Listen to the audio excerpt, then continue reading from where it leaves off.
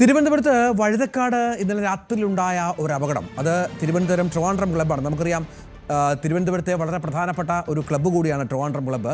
അതിന് മുന്നിൽ ഉണ്ടായിരുന്ന അപകടം, അതിൽ 2 ചെറുപ്പക്കാർക്ക് ഗുരുതരമായി പരിക്കേൽക്കുന്ന സാഹചര്യം ഉണ്ടായി. ഈ വണ്ടി ഓടിച്ചത് ആരാണ് എന്ന കാര്യത്തിൽ ആദ്യഘട്ടത്തിൽ ഒരു ആശയക്കുഴപ്പമുണ്ടായിരുന്നു.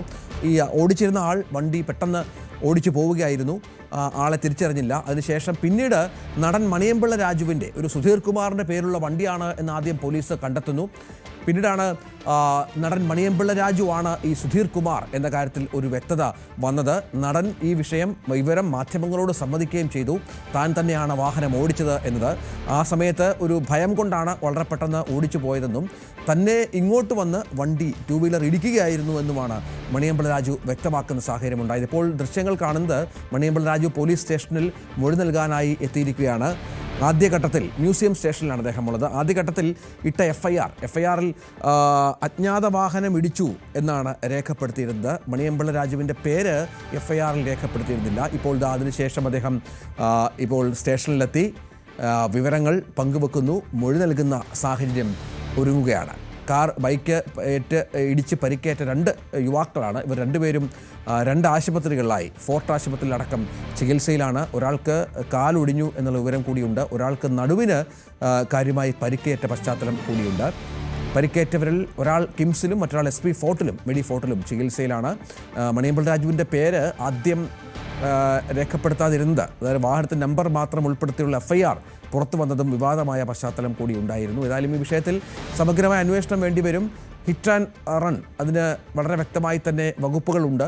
അത്തരത്തിലുള്ള ഗുരുതരമായ കേസുകൾ എടുക്കേണ്ടി വരും. മണിയമ്പിള്ള രാജുവിനൊപ്പം അവിടുത്തെ പ്രധാന പൗരപ്രമുഖരൊക്കെ സ്റ്റേഷനിലുണ്ട് എന്നാണ് മനസ്സിലാക്കേണ്ടത്. നിയമപരമായ വഴികൾ ഏതായാലും പോലീസിന് ഈ വിഷയത്തിൽ സ്വീകരിക്കേണ്ടി വരുമെന്ന കാര്യത്തിൽ സംശയമില്ല. ഡാൻ കുര്യൻ വിവരങ്ങൾ പങ്കുവയ്ക്കാൻ. ഡാന്, മണിയമ്പിള്ള രാജുവിനെ സംബന്ധിച്ച് കഴിഞ്ഞു താനാണ് വാഹനം ഓടിച്ചത് എന്നത്. പക്ഷേ എന്തൊക്കെ പറഞ്ഞാലും വാഹനത്തെ ഇടിച്ചതിന് ശേഷം കടന്നു കളയുക എന്നുള്ളത് വലിയൊരു കുറ്റം തന്നെയാണ്. അദ്ദേഹം സമ്മതിക്കുന്നുണ്ടോ ആ തരത്തിൽ?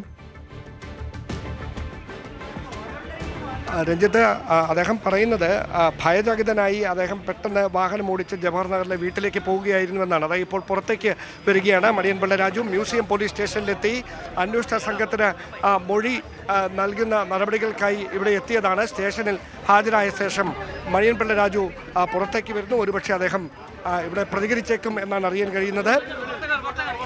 പുറത്ത് വെച്ച്, മ്യൂസിയം പോലീസ് സ്റ്റേഷന് പുറത്ത് വെച്ച് മണിയമ്പിള്ള രാജു മാധ്യമങ്ങളെ കാണും. അദ്ദേഹത്തിന് പെട്ടെന്ന് അപ്രതീക്ഷിതമായി വാഹനം പുറത്തേക്ക് എടുത്തപ്പോൾ ഉണ്ടായൊരു അപകടം എന്ന തരത്തിലാണ് അദ്ദേഹം പിന്നീട് അതുമായി ബന്ധപ്പെട്ട് പോലീസിനോടടക്കം ഇപ്പോൾ മൊഴി നൽകിയിരിക്കുന്നത്. താൻ ഭയപ്പെട്ട് പിന്മാറുകയായിരുന്നു എന്ന് പറയുന്നു.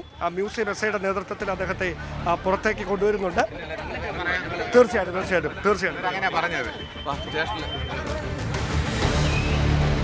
അദ്ദേഹത്തെ ഒരുപക്ഷെ വൈദ്യപരിശോധനയ്ക്കായി പോലീസ് വാഹനത്തിൽ തന്നെ കൊണ്ടുപോവുകയാണ്. വൈദ്യപരിശോധനയ്ക്കായി അദ്ദേഹത്തെ ജനറൽ ആശുപത്രിയിലേക്കാണ് കൊണ്ടുപോകുന്നത്.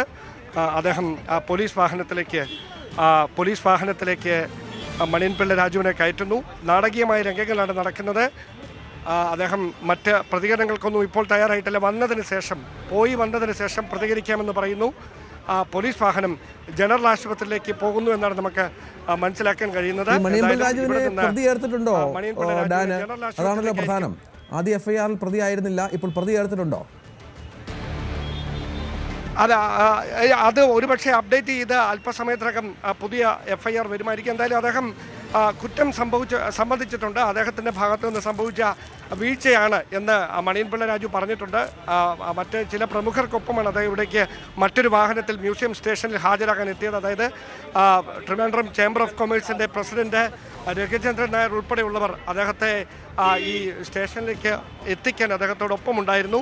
അദ്ദേഹത്തിന് ഒരു കയ്യബദ്ധം സംഭവിച്ചതാണ്, വാഹനം നിർത്താതെ പോയത് അദ്ദേഹം ആയതിനാലാണ് എന്ന തരത്തിലുള്ള മൊഴിയാണ് അദ്ദേഹം പ്രാഥമികമായി നൽകിയിരിക്കുന്നത്. എന്തായാലും പോലീസ് വാഹനത്തിൽ മണിയമ്പിള്ള രാജുവുമായി മ്യൂസിയം പോലീസിൻ്റെ വാഹനം ജനറൽ ആശുപത്രിയിലേക്ക് പോകുന്നു. അദ്ദേഹം മടങ്ങി വന്നതിന് ശേഷം പ്രതികരണം നടത്താമെന്നാണ് വ്യക്തമാക്കിയിരിക്കുന്നത്. ഇന്നലെ രാത്രി 9:30 ട്രിവാൻഡ്രം ക്ലബിന് സമീപത്ത് നിന്ന് അദ്ദേഹം ഭക്ഷണം കഴിച്ചതിന് ശേഷം അദ്ദേഹത്തിൻ്റെ വസതിയിലേക്ക്, ജവഹർ നഗറിലെ വസതിയിലേക്ക് പോകുന്നതിനിടയിൽ ഇത്തരത്തിൽ എതിർദിശയിൽ വന്ന ഒരു ബൈക്കിലേക്ക് അദ്ദേഹത്തിൻ്റെ വാഹനം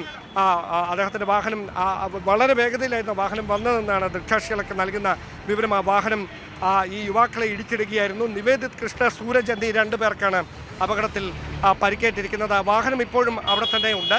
പക്ഷേ ഈ പരിക്കേറ്റവർക്ക് ഒരാളുടെ കാലിനും ഒരാളുടെ കഴുത്തിനുമാണ് സാരമായി പരിക്കേറ്റിരിക്കുന്നത്. ഇവരെ 2 പേരെയും സ്വകാര്യ ആശുപത്രിയിൽ പ്രവേശിപ്പിച്ചിരിക്കുകയാണ്. അതേസമയം ആദ്യഘട്ടത്തിൽ മണിയൻപിള്ള രാജു നടത്തിയ പ്രതികരണം ഈ വാഹനം തൻ്റെ വാഹനത്തിന് പിന്നിൽ വന്ന് ഇടിക്കുകയായിരുന്നു എന്നാണ്. പക്ഷേ പിന്നീട് അങ്ങനെയല്ല കാര്യങ്ങൾ.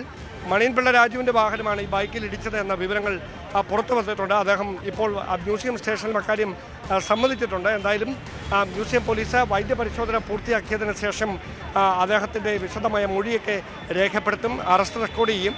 നിലവിൽ ഭാരതീയ ന്യായ സംഹിതയിലെ 281 സെക്ഷൻ 281 അതോടൊപ്പം തന്നെ മോട്ടോർ വെഹിക്കിൾ നിയമത്തിലെ 124 എന്നാണ് നമുക്ക് മനസ്സിലാക്കാൻ കഴിയുന്നത്. മോട്ടോർ വെഹിക്കിൾ നിയമത്തിലെ 2 വകുപ്പുകൾ കൂടി ചുമത്തിക്കൊണ്ട് 134A 134B ഈ വകുപ്പുകൾ ചുമത്തിയാണ് മണിയൻപിള്ള രാജുവിനെതിരെ കേസ് രജിസ്റ്റർ ചെയ്തിരിക്കുന്നത്. പക്ഷേ FIRൽ ആദ്യഘട്ടത്തിൽ അദ്ദേഹത്തിൻ്റെ പേരില്ല എന്നതാണ് ശ്രദ്ധേയം. അങ്ങനെയെങ്കിൽ ഒരുപക്ഷെ ആ CCTV ദൃശ്യങ്ങൾ കൂടി പരിശോധിച്ചതിന് ശേഷം മണിയൻപിള്ള രാജുവിൻ്റെ മൊഴിയുടെ അടിസ്ഥാനത്തിൽ അദ്ദേഹത്തിൻ്റെ പേര് FIRൽ ചേർത്ത് പുതിയ FIR വന്നേക്കും.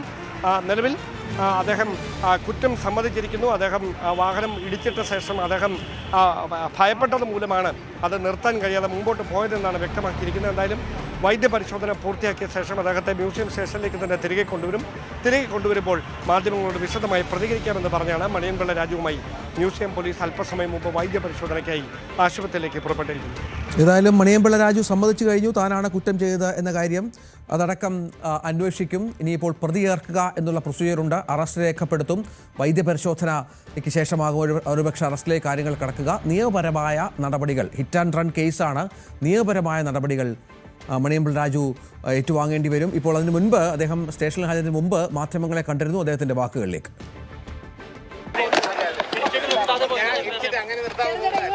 വണ്ടിയിൽ എൻ്റെ വണ്ടിയിൽ വന്ന് ഇടിക്കുകയായിരുന്നു.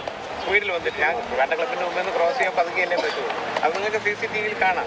ഞാൻ ക്രോസ് ചെയ്ത് ഇവർ എന്തോ ശബ്ദം കേട്ട് ഇവർ താഴെ വീഴുന്നുണ്ടപ്പോൾ ആക്സിഡൻ്റ് നടക്കുന്നത്. അപ്പോൾ തന്നെ ഞാൻ പെർപ്ലസിലായി. ഉടനെ ഞാൻ കുരുവണിയായിട്ട് ഒരു ആക്സിഡൻറ്റ് നടത്തിയിട്ട് പെട്ടെന്ന് ആംബുലൻസ് എന്തെങ്കിലും അടങ്ങി എനിക്ക് ഇറങ്ങാൻ വയ്യാതെ. അങ്ങനെ ഞാൻ പോയി സ്റ്റേഷനിൽ വിളിച്ച് പറഞ്ഞു രാവിലെ എത്തിക്കൊള്ളാം, വയ്യാത്ത ആളാണ്.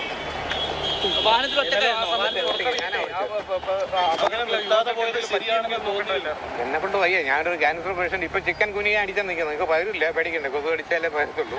അങ്ങനെ വയ്യാത്ത നിൽക്കുന്നതാണ്. വീട്ടിൽ വൈഫ് ഒറ്റയ്ക്കുള്ള, അതുകൊണ്ട് പോയതാണ്. അത് എൻ്റെ പേരിലൊരു തെറ്റായിരിക്കും. അത് വിളിച്ചറിയിച്ചു. കാര്യങ്ങൾ പിന്നെ രാത്രി വരാൻ ബുദ്ധിമുട്ടാണ്. പിന്നെ അത് തീർച്ചയായിട്ടും കൊടുക്കണമല്ലോ. ശരി. അതാണ് തിരുവനന്തപുരത്ത് സംഭവിച്ചത്. ഏതായാലും മണിയൻപിള്ള രാജു നിയമ നടപടികൾക്ക് വിധേയനാകേണ്ടി വരും. മറ്റു വാർത്തയിലേക്ക് പോകണം. കൂടുതൽ വാർത്തകൾക്ക് News 18 Keralam YouTube channel subscribe ചെയ്യുക.